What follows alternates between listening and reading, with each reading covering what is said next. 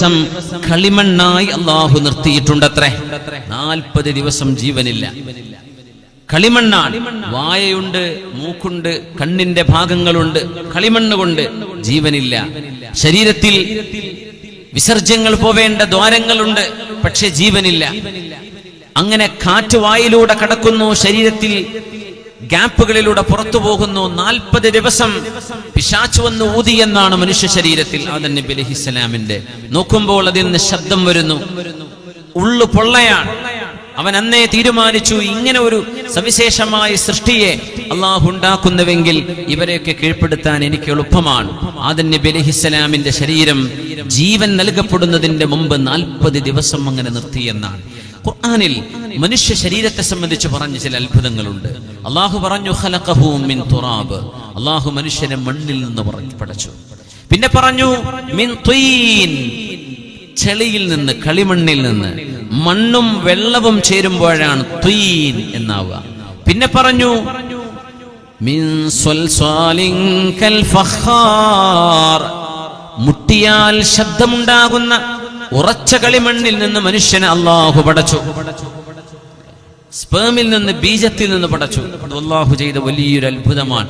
മനുഷ്യനെ ചിന്തിപ്പിക്കുന്ന ഒരു സംഭവമാണ്. ഏത് യുക്തിവാദിയും, അവന് യുക്തി ഉണ്ടെങ്കിലാണ് യുക്തിവാദി എന്ന് വിളിക്കേണ്ടതുള്ളൂ കേട്ടോ. പലതും അവര് പറയുന്നത് യുക്തിരാഹിത്യമാണ്. ഒരു കോശത്തിൽ നിന്ന്, ഒരു കോശം എന്ന് പറഞ്ഞ നമ്മുടെ ബീജത്തിന്റെ ഒരു കോശം, അത് കണ്ണുകൊണ്ട് തന്നെ കാണാൻ കഴിയില്ല, അത്രയും ചെറുത്. അതാണ് ഉമ്മയുടെ ഗർഭാശയത്തിലെ അണ്ഡവുമായി കൂടിച്ചേർന്ന് ഒരു ശിശുവായി മാറുന്നത്. ഒരു കോശം. അതിൽ നിന്ന് ഹാർട്ട് ഉണ്ടാവണം, അതിൽ നിന്ന് ലിവർ ഉണ്ടാവണം, അതിൽ നിന്ന് ബ്രെയിന് വേണം, അതിൽ നിന്ന് കൈകാലുകൾ വേണം. ഇത് ഒട്ടിപ്പിടിക്കാൻ പാടില്ല. മൂക്കുണ്ടാവണം, കണ്ണ് വേണം, നാക്ക് വേണം, ആമാശയം വേണം, ലിവർ വേണം, ലങ്സുകൾ വേണം, ചിന്ത വേണം, കൈകാലുകളും നഖവും മുടിയും ഒക്കെ ഉണ്ടാവണം. ഉപ്പയുടെയും ഉമ്മയുടെയും സ്വഭാവവും കിട്ടണം. ഇതൊക്കെ കിട്ടുന്നത് കണ്ണുകൊണ്ട് കാണാൻ കഴിയാത്ത വിധം സൂക്ഷ്മമായ ഒരു ചെറിയ ബിന്ദുവിൽ നിന്ന്. ആരാണിതൊക്കെ ഉണ്ടാക്കിയത്?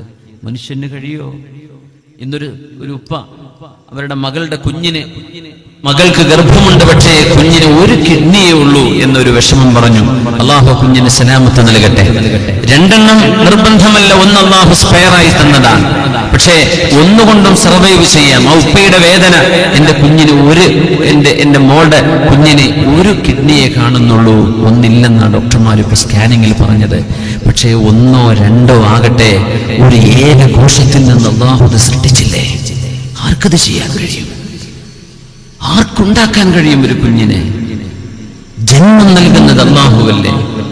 നമ്മുടെ ഉപ്പയെ സൃഷ്ടിച്ചുകൊണ്ട് വിശുദ്ധ ഖുർആൻ ചില ഘട്ടങ്ങളെ സംബന്ധിച്ച് പറഞ്ഞു. ആ ഘട്ടങ്ങളിൽ ഒന്ന് ഖുർആൻ എടുത്തു നോക്കിയാൽ പല രീതിയിൽ പരാമർശങ്ങൾ കാണാം.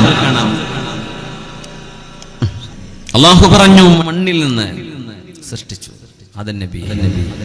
പിന്നെ ചിലയിടത്ത് അല്ലാഹു പറയുന്നു മിൻ ത്വീനിൽ ലാസിബ്, ഫ്രം ക്ലേ, കളിമണ്ണിൽ നിന്ന് എന്ന് പറഞ്ഞു. പിന്നെ പറഞ്ഞു മിൻ സ്വൽസ്വാലിൻ കൽ ഫഖാർ, മുട്ടിയാൽ ശബ്ദമുണ്ടാകുന്ന ഉറച്ച മണ്ണിൽ നിന്ന്. നമ്മളൊക്കെ കളിമണ്ണിന്റെ പാത്രങ്ങൾ അല്ലേ പറയുമല്ലോ, ഇപ്പൊ ഗ്യാസുമേൽ വെച്ചിട്ടൊന്നും ടേസ്റ്റ് വരുന്നില്ല, പലരെങ്കിലും പറഞ്ഞു കേൾക്കാറുണ്ട്. ആ ഒരു മൺചട്ടിയിൽ ഉണ്ടാക്കുന്ന രസമൊന്നും ഭക്ഷണത്തിന് ഇപ്പൊ കിട്ടുന്നില്ല എന്നൊക്കെ. ഈ മൺചട്ടി അതിനാണ്, അതുണ്ടാക്കിയ ആ ഉണങ്ങി അത് മുട്ടിയാൽ ശബ്ദമുണ്ടാകുമ്പോഴാണ് സ്വൽസ്വാലിൻ കൽ ഫഖാർ. ഇതിങ്ങനെയാണെന്ന് ബോധ്യപ്പെടാൻ ഒരു എളുപ്പ വഴിയുണ്ട്. എങ്ങനെയെന്നറിയോ?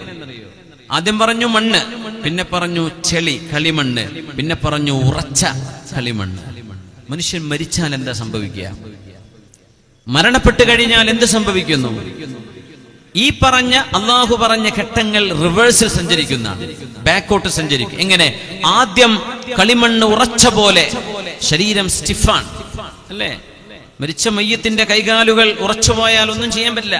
ബോഡി സ്റ്റിഫാവും, മടങ്ങില്ല, വഴങ്ങില്ല. ഒരു കല്ലിന്റെ, മരത്തിന്റെ കഷ്ണം പോലെ ശരീരം മാറുകയാണ്. അതാണ് സ്വൽസ്വാലിൻ കൽ ഫഖാർ. പിന്നെ ഖബറിലേക്ക് കൊണ്ടുപോയി വെച്ചു. ശരീരം അഴുകുകയാണ്, അഴുകിയാൽ അത് കളിമണ്ണ് പോലെയാണ്, വെള്ളവും മണ്ണും കുഴച്ച പോലെ. അതും കഴിഞ്ഞാൽ അടുത്ത സ്റ്റേജ് അത് മണ്ണായി മാറലാണ്. അള്ളാഹു പറഞ്ഞ് ഈ മണ്ണ്, ചെളി, ഉറച്ച മണ്ണ് അല്ലെങ്കിൽ ഉറച്ച ചെളി, അത് നേരെ വിപരീതമാണ് മരിച്ചു കഴിഞ്ഞാൽ സംഭവിക്കുന്നത്. ഇത് മനുഷ്യനെ ചിന്തിപ്പിക്കുകയാണ് അല്ലാഹു. എന്റെ വാക്കുകൾ നിങ്ങൾക്ക് ബോധിക്കുന്നില്ലയോ? സയ്യിദുനാ ആദം നബി അലൈഹിസ്സലാം ഖലഖഹു മിൻ തീൻ, അല്ലാഹു മണ്ണിൽ നിന്ന് പടച്ചു. എന്നിട്ട് മനുഷ്യൻ എങ്ങനെ അഹങ്കരിക്കാൻ കഴിയുമെന്നാണ് അല്ലാഹു ചോദിക്കുന്നത്. മനുഷ്യൻ എങ്ങനെ അഹങ്കരിക്കാൻ കഴിയും? മനുഷ്യൻ എത്ര വലിയ ധിക്കാരമാണ് കാണിച്ചുകൊണ്ടിരിക്കുന്നത്. ധിക്കാരത്തിന്റെ വാക്കുകൾ പറഞ്ഞ മുഴുവൻ ആളുകൾക്കും പതനം സംഭവിച്ചിട്ടുണ്ട് ലോകത്തിൽ. അള്ളാഹു അത്തരം രാഷ്ട്ര നേതാക്കന്മാർക്ക് ചരിത്രത്തിൽ വട്ടപൂജ്യമാണ് മൂല്യം കൊടുത്തത്. അതുതന്നെയാണ് ആ പാരമ്പര്യം പിന്തുടരുന്ന ആളുകൾക്കും സംഭവിക്കാൻ പോകുന്നത്. മനുഷ്യൻ ധിക്കരിക്കരുത്. നീ ആരാണെന്ന് നീ ബോധ്യപ്പെടണം. നീ ഒന്നുമല്ലാത്ത ഹൽ അതാ അലൽ ഇൻസാനി ഹീനും മിനദ്ദഹരി ലം യകുൻ ശൈഅൻ മദ്കൂറാ. പറയപ്പെടാൻ മാത്രം ഒരു വസ്തുവേ അല്ലാതിരുന്ന നിന്നെ അല്ലാഹുവല്ലേ ഉണ്മയിലേക്ക് കൊണ്ടുവന്നത്. നീ അങ്ങ് പറയാ ഞാൻ തന്നെയാണ് ഇതൊക്കെ നിയന്ത്രിക്കുന്നതെന്ന്. നിനക്കൊന്നും ചെയ്യാൻ കഴിയില്ല. നീ ദുർബലനാണ്. അഹങ്കാരികളുടെ ഒരുപാട് വാക്കുകൾ, ഫറോവയും നമ്രൂദൊക്കെ അവിടെ ഇരിക്കട്ടെ. മുത്തുനബി തങ്ങളുടെ കാലശേഷം വന്ന ചില ആളുകളെ സംബന്ധിച്ച് തന്നെ മഹാനായ ഹസനുൽ ബസ്രി റളിയല്ലാഹു അൻഹു, ഇമാമുൽ മുഹദ്ദിസീൻ, ഹദീസ് പണ്ഡിതന്മാരുടെ നേതാവ്, അവരിങ്ങനെ ഇരിക്കുമ്പോ ബനു ഉമയ്യ, അന്നത്തെ ഭരണാധികാരികളാണ് അമവികൾ, അവരിൽപ്പെട്ട ഒരു മന്ത്രി, ഒരു മിനിസ്റ്റർ, അദ്ദേഹത്തിന് ഒരുപാട് കുതിരകളുണ്ട്, ഒട്ടകമുണ്ട്, കോവർ കഴുതകളുണ്ട്, വാളുണ്ട്, പരിചയുണ്ട്, യുദ്ധോപകരണങ്ങളുണ്ട്, വലിയ മുതലാളിയാണ്. അദ്ദേഹം അഹങ്കരിച്ചുകൊണ്ട് ഇങ്ങനെ നടന്നു പോവുകയാണ്. എല്ലാവരും അങ്ങാടിയിലൊരൊക്കെ എഴുന്നേറ്റു. എല്ലാവരും എഴുന്നേറ്റു. മന്ത്രിയാണ് പോകുന്നത്. എല്ലാവരും എഴുന്നേറ്റു. ഹസനുൽ ബസ്രി തങ്ങൾ മാത്രം എഴുന്നേറ്റില്ല. അപ്പൊ അദ്ദേഹത്തിന് ദേഷ്യം വന്നു. ഞാൻ ഇങ്ങനെ പോകുമ്പോ എല്ലാവരും എഴുന്നേൽക്കും, എന്താ ഇയാൾക്ക് എഴുന്നേറ്റൂടെ എന്നൊരു ചോദ്യം. അവമാ അറഫ്തനി ഹസനുൽ ബസ്രി, നിങ്ങൾക്ക് എന്നെ മനസ്സിലായില്ലേ? സംഭവം നടക്കുന്ന ഇറാഖിലാണ്. നിങ്ങൾക്ക് എന്നെ മനസ്സിലായില്ലേ? എന്താ എഴുന്നേൽക്കാത്തത് എന്ന് ചോദിച്ചു. പറഞ്ഞു, നിന്നെ അറിഞ്ഞതുകൊണ്ടാണ് ഞാൻ എഴുന്നേൽക്കാത്തത്. എന്നെ അറിഞ്ഞിട്ട് എഴുന്നേൽക്കാതിരിക്കെ അതെന്താ? മൂത്രമൊലിക്കുന്നത് സ്ഥലത്തിലൂടെ 2 തവണ വന്നവനാണ് നീ. ഹസനുൽ ബസ്രി കൊടുത്ത മറുപടിയാണ്. മനുഷ്യൻ മൂത്രമൊഴിക്കുന്ന സ്ഥാനത്തുകൂടെ 2 തവണ, ഒന്ന് നിന്റെ പിതാവിൽ നിന്ന്, മറ്റൊന്നിന്റെ ഉമ്മയിൽ നിന്ന്, അങ്ങനെ ഭൂമിയിലേക്ക് വന്ന ആളാണ് നീ. നീ ഇനി ജീഫത്തുൻ ഖദിറ, മരിച്ചു കഴിഞ്ഞാൽ നാറ്റം കൊണ്ട് സഹിക്കാൻ കഴിയാതെ ശവശരീരത്തിന്റെ നാറ്റം എത്രയാണ്, അതാണ് നീ ആയിത്തീരാൻ പോകുന്നത്. വഅൻത ഫീമാ ബൈനഹുമാ തഹ്മിലുൽ അദറ, അതിന്റെ ഇടയിൽ മാലിന്യം ചുമന്ന് നടക്കല്ലേ നീ. മാലിന്യം, നമ്മുടെ വയറ്റിൽ വിസർജ്യമുണ്ടെങ്കിലേ മനുഷ്യ എഴുന്നേറ്റ് നടക്കാൻ പറ്റൂ. 4 പ്രാവശ്യം വയറ്റിന്ന് പോയാൽ കിടപ്പിലായി പോകും. എന്തേ? വയറ് കാലിയാണ്.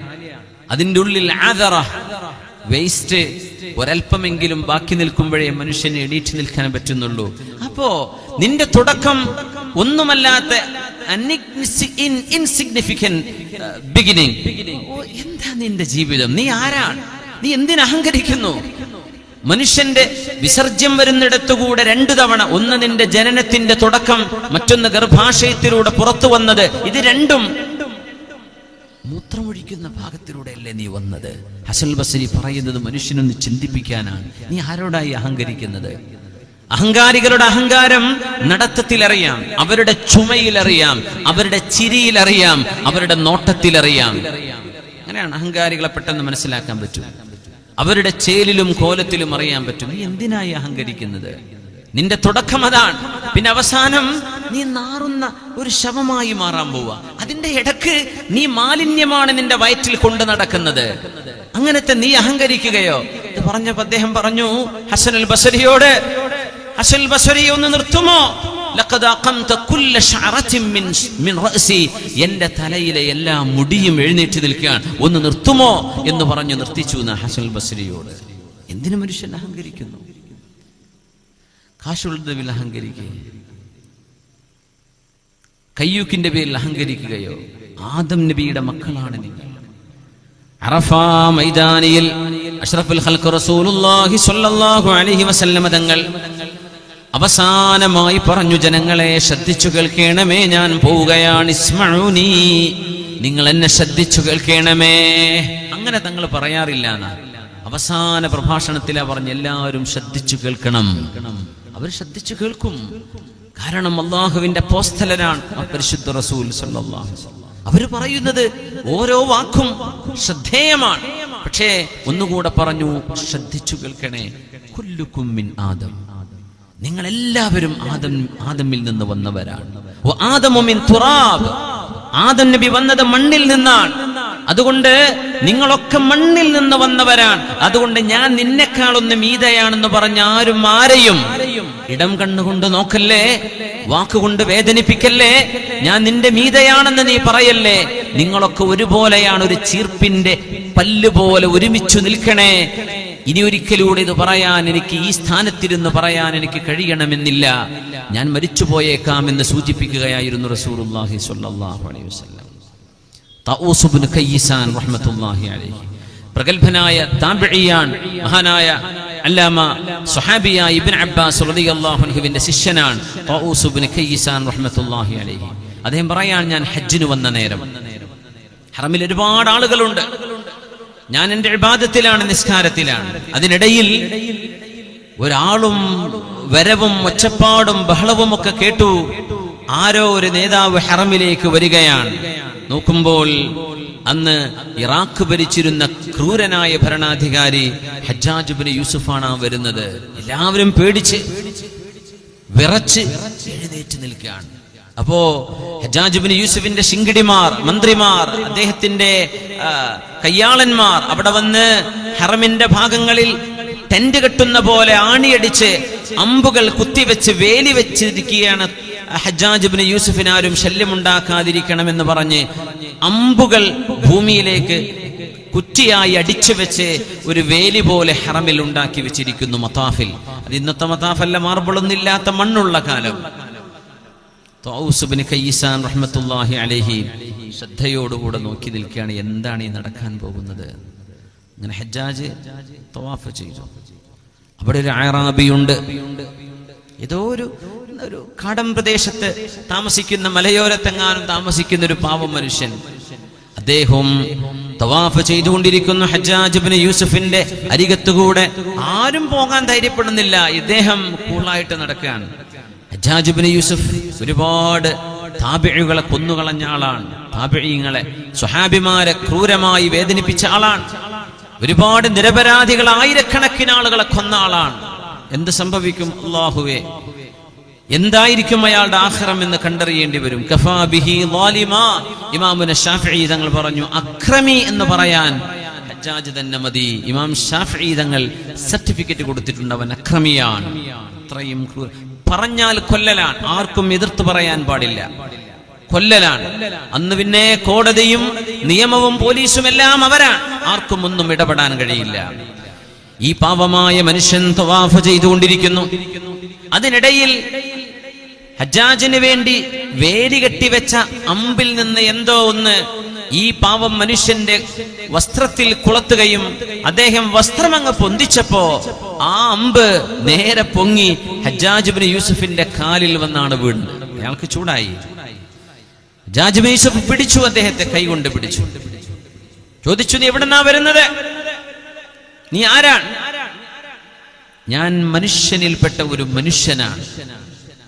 ഞാൻ ചോദിച്ചതല്ല, നിന്റെ നാടെവിടെയാണ്? മിനൽ യമൻ, ഞാൻ യമനിൽ നിന്ന് വരികയാണ്. യമനിൽ എന്റെ സഹോദരനുണ്ട്. ഹജ്ജാജ് ഇബ്നു യൂസുഫിന്റെ സഹോദരൻ യമനിന്റെ ഗവർണറാണ്. ഹജ്ജാജ് ഇബ്നു യൂസുഫിന്റെ മകൻ മുഹമ്മദ് ഇബ്നു യൂസുഫ്. കൈഫ തറക്തും അഖീ, എന്റെ സഹോദരൻ മുഹമ്മദ് ഇബ്നു യൂസുഫ് എങ്ങനെയുണ്ട്? അയാൾ പറഞ്ഞു, തറക്തുഹു സമീനൻ ബതീന, നല്ല വയറുണ്ട്, നല്ല തടിയനാണ്. ഞാൻ അതല്ലേ ചോദിച്ചത്. അവന്റെ ഭരണവും അവന്റെ ബുദ്ധിയും ഒക്കെ എങ്ങനെയുണ്ട് എന്നാ ചോദിച്ചത്. പറഞ്ഞു, തറക്തുഹു ളലൂമൻ ഗശൂമാ, ഭയങ്കര അക്രമിയാണ്, വലിയ വഞ്ചകനാണ്, തോന്നിവാസം ചെയ്ത് ജീവിക്കാൻ.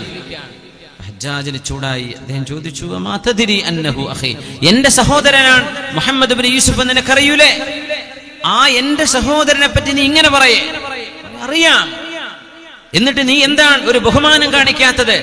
ഹജ്ജാജ്, അല്ലാഹുവിന്റെ കഅബയാണിത്. ഈ കഅബയുടെ മുമ്പിൽ നിന്റെ അഹങ്കാരത്തിന്റെ വാക്കാണോ ഞാൻ കേൾക്കേണ്ടത്? ഈ കഅബാലയത്തിന്റെ മുമ്പിൽ അല്ലാഹു ഒരു മനുഷ്യന് കൊടുത്ത മനുഷ്യാവകാശവും ബഹുമാനവുമില്ലേ? ആ അന്തസ് വെച്ച് ഞാൻ സംസാരിക്കുകയാണ്.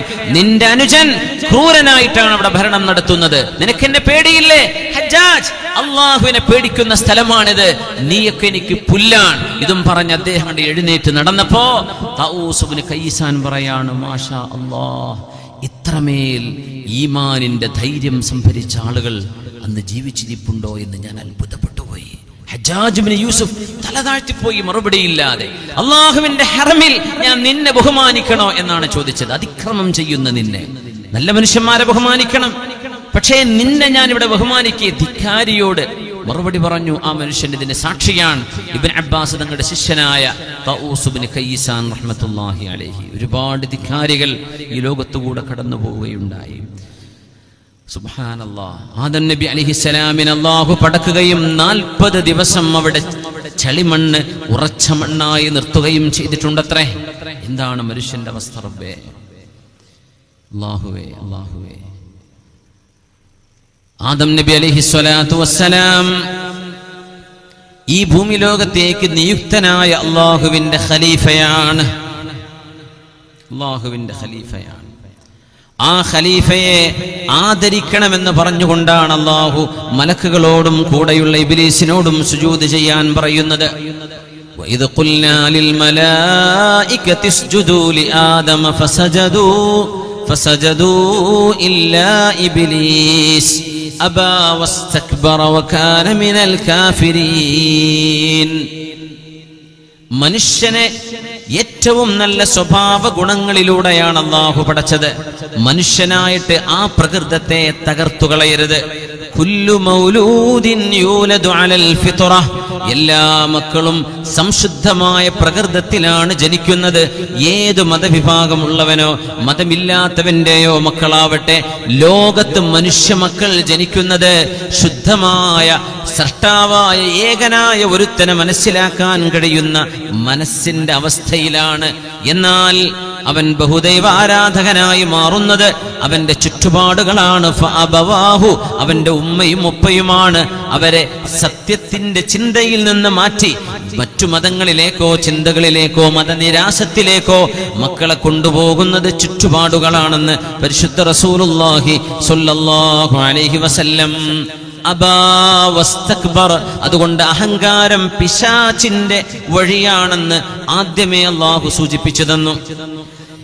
ദൈവനിഷേധത്തിന് 3 ഘടകങ്ങളാണുള്ളത്. അൽ ഹസദു വൽ കിബ്റു വൽ കദിബ്, നുണ പറയുന്നതും അഹങ്കരിക്കുന്നതും അസൂയയും.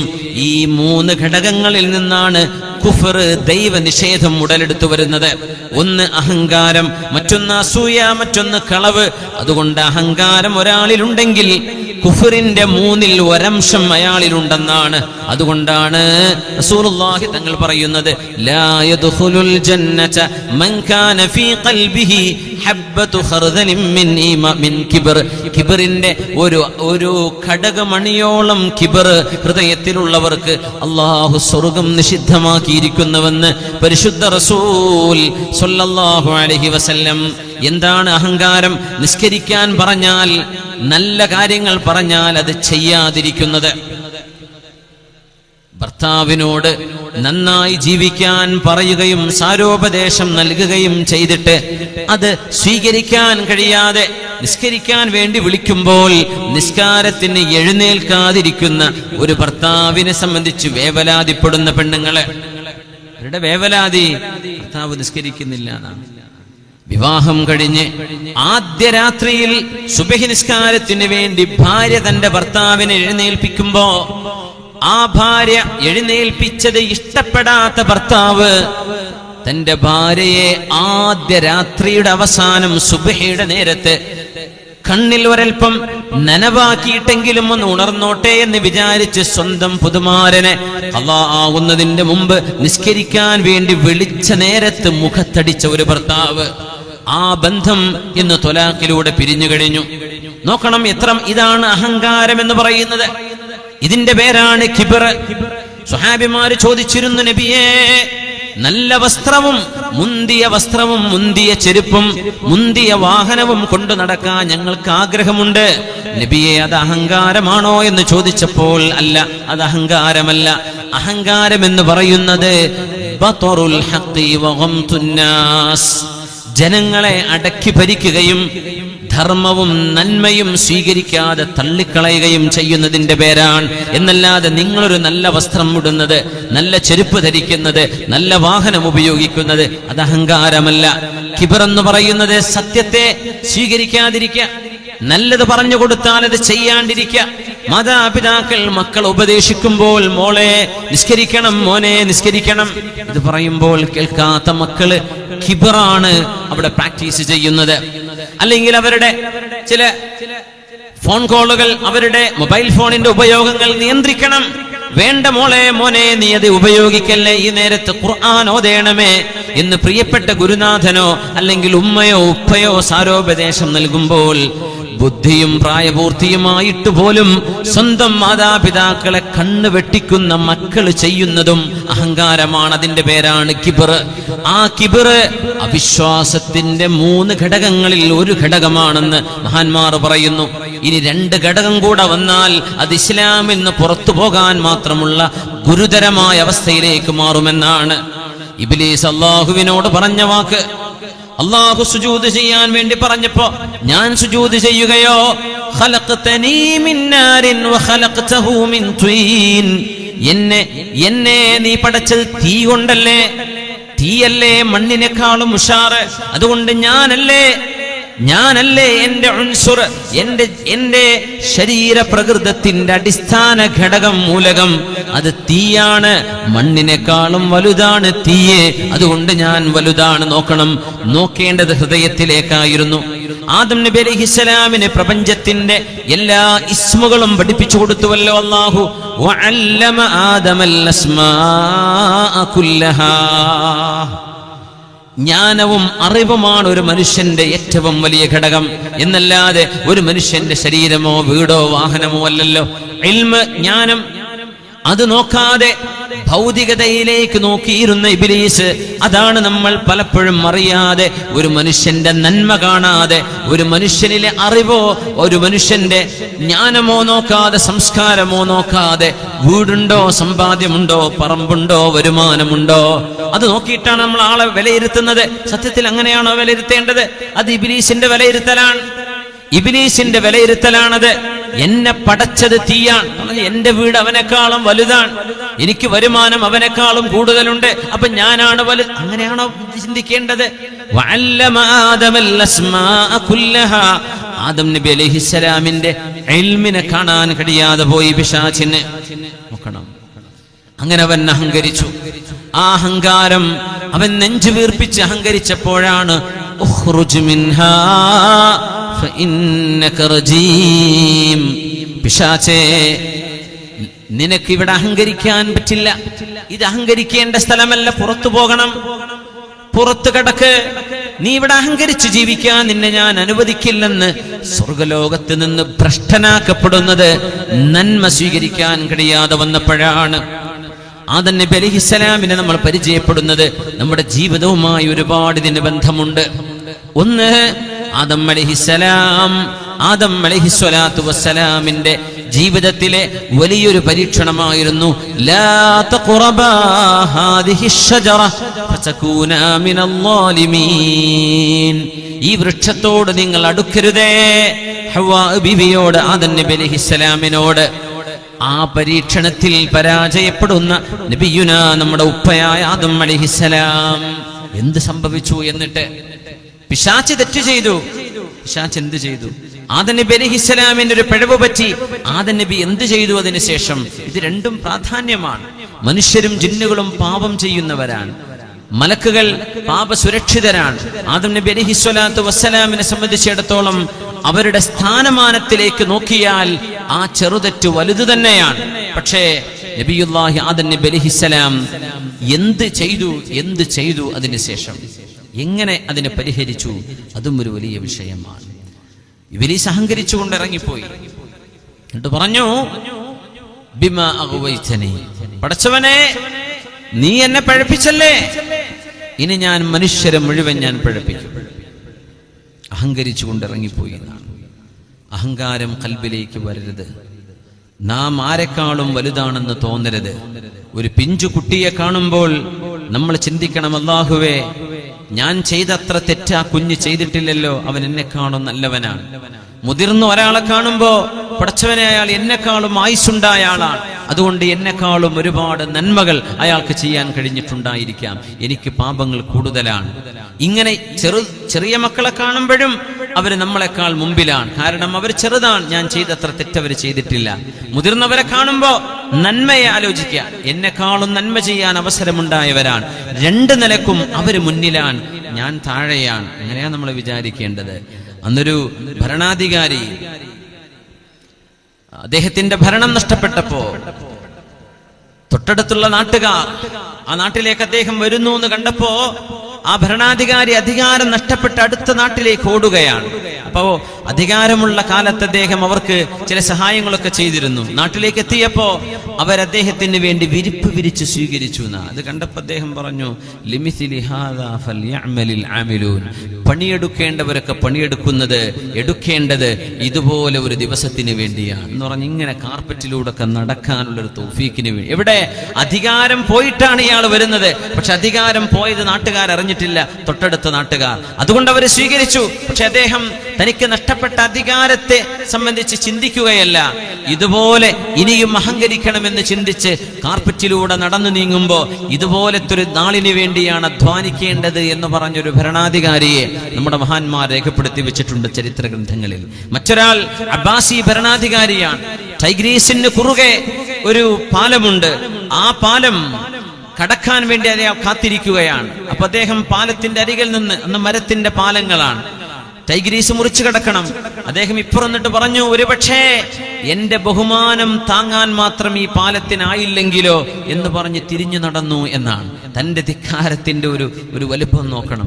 എന്റെ ബഹുമാനം താങ്ങാൻ ഒരുപക്ഷെ ഈ പാലത്തിന് കഴിഞ്ഞില്ലെങ്കിലോ, എന്റെ ഭാരം താങ്ങാൻ എന്നല്ല.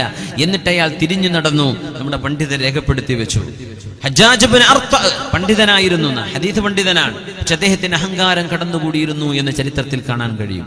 അദ്ദേഹം ഒരു മജ്ലിസിലേക്ക് വന്നപ്പോൾ ആളുകൾ പറഞ്ഞു, ഇജ്ലിസ് സുദറൽ മസ്ജിദ്, സുദറൽ മജ്ലിസ്, നമ്മുടെ മജ്ലിസിന്റെ സെന്ററിൽ മധ്യത്തിൽ വന്നിരുന്നോളൂ എന്ന് പറഞ്ഞപ്പോൾ അദ്ദേഹം പറഞ്ഞു, ഞാൻ എവിടെ ഇരുന്നാലും അതൊരു സുദറാണല്ലോ, അങ്ങനെയാണ്, ഞാൻ എവിടെ ഇരുന്നാലും അതൊരു സെന്ററായി മാറുമല്ലോ, അതുകൊണ്ട് ഞാൻ എവിടെ നിന്നാലും കുഴപ്പമില്ല. സ്വന്തത്തെ കുറിച്ച് അങ്ങനെ ചിന്തിക്കാൻ പാടില്ലെന്നാണ്. ഇതൊക്കെ നമ്മുടെയൊക്കെ നിത്യജീവിതങ്ങളിൽ വന്നുകൊണ്ടിരിക്കും അല്ലേ. ഒരു സാധാ മുഅല്ലിമിന് സദൃസ്ഥാനം കാണുമ്പോൾ ബഹുമാനവും സ്നേഹവും അള്ളാഹു കൊടുത്ത റഹ്മത്താ ചിന്തിക്കേണ്ടത്. മൂപ്പരംഗം മാറി എനിക്കവിടെ കയറിയിരിക്കാൻ വല്ല ഒപ്പുണ്ടോ എന്ന് ചിന്തിച്ചു പോകരുത്. ഒരു സാധാരണക്കാരൻ മറ്റൊരു സാധാരണക്കാരനെ കാണുമ്പോൾ അവന്റെ ആ നിലയും അവന്റെ നിഅമത്തും നഷ്ടപ്പെട്ട് എനിക്കവിടെ കയറിയിരിക്കണം, അസൂയ, ഇത് പാടില്ലാത്ത വിഷയമാണ്. എത്രയോ ആളുകൾ ഇന്ന് സിഹ്ർ കൊണ്ട് ബുദ്ധിമുട്ടുകയാണ്, മാരണം ചെയ്യുക. പൂജാരികളെ കൊണ്ടും അല്ലാത്തവരെ കൊണ്ടും പിശാച്ചിന്റെ സഹായം കൊണ്ട് ഒരു മനുഷ്യനെ ഉപദ്രവിക്കുക. ചിലപ്പോൾ 500 രൂപ കൊടുത്താൽ കിട്ടുമായിരിക്കും. പക്ഷേ ഈ ചെയ്ത ദുൽമ് എടുത്തു മാറ്റാൻ നല്ല മനുഷ്യന്മാരെ കിട്ടണം. അത് എടുത്തു മാറ്റാൻ ഒരുപാട് കാലം ത്യാഗം ചെയ്യണം. ആ ഒരു ദുൽമ് ചെയ്യാൻ എത്ര എളുപ്പമാണ്. മനുഷ്യനെ മൂലക്കലാക്കാൻ, ഒരു മനുഷ്യൻ തകരണം എന്ന് പറഞ്ഞ്, ഒരു മനുഷ്യനെ സാമ്പത്തികമായി തകർക്കണം എന്നുദ്ദേശിച്ച് അസൂയ കൊണ്ട് നടക്കുന്ന വീടുകൾ, ഇതൊക്കെ കുഫറിന്റെ ഒരു അംശമല്ലേ? കുഫറിന്റെ ഒരു അംശമല്ലേ നമ്മൾ ഈ കൊണ്ട് നടക്കുന്നത്? പൂജാരികളുടെ മുമ്പിലേക്കൊക്കെ നമ്മുടെ സഹോദരിമാർ പർദ്ദയും മഫ്തൊക്കെ ഇട്ടിട്ട് പോകാൻ. എന്തിനെന്നറിയോ? എന്തിന്? സിഹ്ർ ചെയ്യിക്കാൻ, മാരണം ചെയ്യിക്കാൻ, ദുൽമ ചെയ്യിക്കാൻ. എന്നിട്ട് മുറ്റത്ത് കുഴിച്ചെടുത്താൽ കിട്ടുന്നു, ഇവിടെ നിന്ന് കിട്ടുന്നു. കട്ടിലിന്റെ അടി കൊണ്ടുപോയി വെച്ചിട്ടുണ്ട്, വീടിന്റെ തറയിൽ കൊണ്ടുപോയി തിരികെ വെച്ചിട്ടുണ്ട്. പൈശാചികമായ പ്രവർത്തികൾ, സിഹ്ർ, പച്ചയായ ദുൽമ, അക്ബറുൽ കബായിർ, വൻ പാപങ്ങളിൽ വൻ പാപമാണെന്ന് മഹാനായ റസൂലുള്ളാഹി സ്വല്ലല്ലാഹു അലൈഹി വസല്ലം. അസൂയ കൊണ്ട് ചെയ്യാണത് അല്ലാഹുവിന്റെ ഖളാ. അത് ചെയ്യുന്ന ഒരു മനുഷ്യനും ജീവിതത്തിൽ സമാധാനത്തിൽ ഉറങ്ങാൻ കഴിയില്ല. നിങ്ങൾ വിചാരിക്കും അടുത്ത ഒരാളിന്റെ ഉറക്കം കെടുത്തണമെന്ന്. നിങ്ങളുടെ ഉറക്കം അള്ളാഹു കെടുത്തിക്കൊണ്ടിരിക്കും. ആ മഹാപാപം അള്ളാഹുവിനോട് ഏറ്റുപറഞ്ഞ് അതാർക്ക് ചെയ്തോ അവരോട് മാപ്പ് പറഞ്ഞ് തൗബ ചെയ്ത് അള്ളാഹുലേക്ക് മടങ്ങാതെ അള്ളാഹു അത് പൊറുക്കുമോ? പിശാചിന്റെ ഈ പണിയാണോ നമ്മൾ ചെയ്യുന്നത്? അവൻ അസൂയ വെച്ചവനാണ്. ആ അസൂയ നമ്മൾ കൊണ്ട് നടക്കേ. മനുഷ്യൻ അള്ളാഹു നൽകുന്നത് അള്ളാഹുവിന്റെ നിഅമത്തല്ലേ? അള്ളാഹു ഓഹരി വെച്ചത് നിങ്ങൾ ആരാണത് എടുത്തു കളയാൻ? അള്ളാഹു ഓഹരി വെച്ചതിന് എടുത്തു കളയാൻ അല്ലാഹുമ്മ ലാ മാനിഅ ലിമാ അഅതൈത വലാ മുഅതി ലിമാ മനഅത വലാ റാദ്ദ ലിമാ ഖളൈത. പടച്ചവനെ, നീ തന്നത് തിരിച്ചെടുക്കാൻ ആരെക്കൊണ്ടും കഴിയില്ല റബ്ബേ. നീ തിരിച്ചെടുത്ത് തിരിച്ചു തരാനും ആരെക്കൊണ്ടും കഴിയില്ല. നീ വിധിച്ചത് തടയാനും ആരെക്കൊണ്ടും കഴിയില്ല. നീ തടഞ്ഞു വെച്ചത് എടുത്തു തരാനും ആരെക്കൊണ്ടും കഴിയില്ല റബ്ബേ. വലാ യൻഫഉ ദൽ ജദ്ദി മിൻകൽ ജദ്ദ്. എത്ര സമ്പത്തുള്ള ആൾക്കും ആ സമ്പത്ത് നിന്റെ അരികത്ത് ഉപകാരപ്പെടില്ലല്ലോ റബ്ബേ, അത് നന്മയിൽ ചെലവഴിച്ചവർക്കൊഴികെ എന്നാണ് നമ്മൾ അള്ളാഹുവിനെ സംബന്ധിച്ച് വിശ്വസിക്കുന്നത്. അതുകൊണ്ട് മനുഷ്യൻ സിഹർ ചെയ്യരുത്, മനുഷ്യൻ സിഹർ ചെയ്യരുത്. ഇന്നതിന്റെ പ്രയാസങ്ങൾ ഒരുപാട് ആളുകൾ വേദനിച്ച് വിഷമിച്ച് തകർന്നടിഞ്ഞ് കാരണങ്ങൾ കാണാതെ ഒരു അഭൗതികമായ ഇടപെടൽ, എന്തോ ഒരു പൈശാചികമായ ഇടപെടൽ ഉണ്ട് എന്ന് ബോധ്യപ്പെടുന്ന രീതിയിൽ ജീവിതം തകർന്ന് വിഷമിക്കുകയാണ്. ആര്? സ്വന്തക്കാർ, സ്വന്തം അയൽവാസി, സ്വന്തം ബന്ധു, സ്വന്തം കൂട്ടുകാർ, സ്വന്തം സ്ഥാപനത്തിന്റെ പാർട്ട്ണർമാർ. എന്തിന്? അസൂയ കൊണ്ട്. കുഫറിന്റെ അംശമാണ് നമ്മൾ ആ ചെയ്യുന്നത്. ഹസദ് അസൂയയും, വൽ കിബിർ അഹങ്കാരവും, വൽ കദിബ് നുണ പറയുന്നതും കുഫറിന്റെ ഘടകങ്ങളാണ്. നമ്മൾ മുസ്ലിമീങ്ങളാണ്, നമ്മൾ ഇസ്ലാമിന്റെ ആളുകളാണ്. നമ്മൾ ഈ മോശ സ്വഭാവങ്ങൾ കൊണ്ട് നടക്കരുത്. അതുകൊണ്ട് അല്ലാഹു നമുക്ക് കാവൽ നൽകട്ടെ, അല്ലാഹു നമുക്ക് തൗഫീഖ് നൽകട്ടെ. അബാ വസ്തക്ബറ വകാന മിനൽ കാഫിരീൻ. നബിയുനാ ആദം അലൈഹിസ്സലാത്തു വസ്സലാം സ്വർഗലോകത്ത് വസിക്കുമ്പോൾ അല്ലാഹുവിന്റെ ആ ആദ്യത്തെ മനുഷ്യ സൃഷ്ടിയായ ആദം അലൈഹിസ്സലാം ഒറ്റക്കാണ്. ബാക്കിയുള്ളവരൊക്കെ മലക്കുകളാണ്, അല്ലെങ്കിൽ ജിന്നുകളാണ്. തന്റെ അതേ ശാരീരിക പ്രകൃതിയും ചിന്തയുമുള്ള ഒരാളെ ഇണയായി കിട്ടണമെന്ന് ആഗ്രഹമുണ്ട് ആദം നബി അലൈഹിസ്സലാമിന് വർത്തമാനം പറയാൻ. അങ്ങനെയാണല്ലോ, ഒരാൾ ഒറ്റക്കൊരിടത്താണ്, എല്ലാ സൗഭാഗ്യങ്ങളുമുണ്ട്, ഒന്ന് സംസാരിക്കാൻ കൂടെ സഹധർമ്മിണിയോ ഒരു കൂട്ടുകാരനോ ഇല്ലെങ്കിൽ അതൊരു വലിയ പ്രയാസമാണ്. ആദം നബി അലൈഹിസ്സലാം ഉറങ്ങുകയാണ്. ആ ഉറക്കത്തിൽ മഹാനവറുകളുടെ ഇടത്തെ വാരിയലിൽ നിന്ന് ഒരംശം എടുത്തുകൊണ്ടാണ് നമ്മുടെ ഉമ്മയായ ഹവ്വാ റളിയല്ലാഹു അൻഹയെ അല്ലാഹു സൃഷ്ടിച്ചത്. മുഫസ്സിരീങ്ങൾ അത് വ്യക്തമായി വളരെ മനോഹരമായി വ്യാഖ്യാനിച്ചു. ആദം അലൈഹിസ്സലാം കണ്ണു തുറക്കുന്നു. തൊട്ടടുത്തിരിക്കുന്നത് ഹവ്വാ, പേര് ഹവ്വാ, ലിഅന്നഹാ മിനൽ ഹയാ, അത് ജീവിതം എന്നർത്ഥമാണ്. ഹവ്വാ ഇനി ജീവനുള്ളത്, ജീവനുള്ള ഒരു പുരുഷ ശരീരത്തിൽ നിന്നാണ് ജീവനുള്ള ഒരു സ്ത്രീ ശരീരത്തെ അള്ളാഹു പടച്ചത്. അള്ളാഹുവിന്റെ സൃഷ്ടിപ്പ് 4 വിധമാണ്. ഒന്ന്, ഉമ്മയും വാപ്പയും ഉള്ളവർ, നമ്മളൊക്കെ അങ്ങനെയാണ്. 2, ഉമ്മയും വാപ്പയും ഇല്ലാത്തവർ, അത് ഒരാളേ ഉള്ളൂ, നബിയുല്ലാഹി ആദം അലൈഹിസ്സലാം. ഇനി ഉമ്മയുണ്ട് വാപ്പയില്ല, അത് നബിയുല്ലാഹി ഈസാ അലൈഹിസ്സലാം. പിന്നെ പുരുഷ സാന്നിധ്യമുണ്ട്, ഒരു പുരുഷ ഒറിജിനുണ്ട്, പക്ഷേ ഉമ്മയില്ല, അതാണ് നമ്മുടെ ഉമ്മയായ ഹവ്വാ ബീവി റളിയല്ലാഹു അൻഹ. അപ്പോ ഉമ്മയുള്ളതും ഉമ്മയില്ലാത്തതും, വാപ്പയുള്ളതും വാപ്പയില്ലാത്തതും, രണ്ടാളുമുള്ളതും രണ്ടാളുമില്ലാത്തതും, ഇത് 4 സൃഷ്ടിപ്പിന്റെ രൂപങ്ങൾ അള്ളാഹു പടച്ചു വെച്ചു.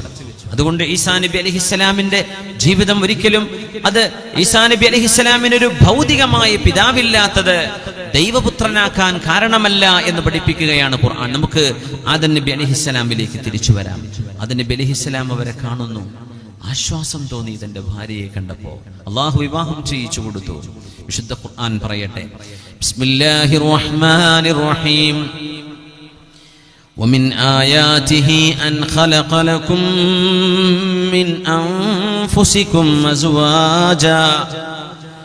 أزواجا لتسكنوا إليها وجعل بينكم مودة ورحمة. വിവാഹം ചെയ്യാതെ നടക്കുന്ന ആളുകൾക്ക് ചിന്തിക്കാനൊരു ആയത്താണിത്. വിവാഹം വേണ്ടെന്ന് ശഠിച്ചു നടക്കുന്നവർക്ക് ആലോചിക്കാനുള്ള ഇടമാണിത്.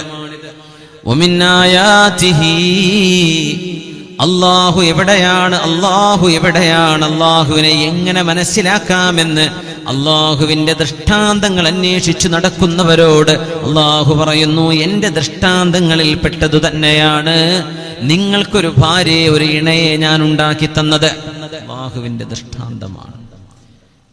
ഏതോ ഒരു കുടുംബത്തിൽ, നിങ്ങൾ അറിയാത്ത ഒരു കുടുംബത്തിൽ നിന്ന് നിങ്ങളുടെ സഹധർമ്മിണിയായി, കുടുംബിനിയായി കടന്നു വന്ന പെണ്ണ്, അവർക്കിടയിൽ, നിങ്ങൾക്കിടയിൽ അല്ലാഹു സ്നേഹവും ബഹുമാനവും ആദരവും സൃഷ്ടിച്ചു തന്നത് അല്ലാഹുവിന്റെ ഇടപെടലാണ്.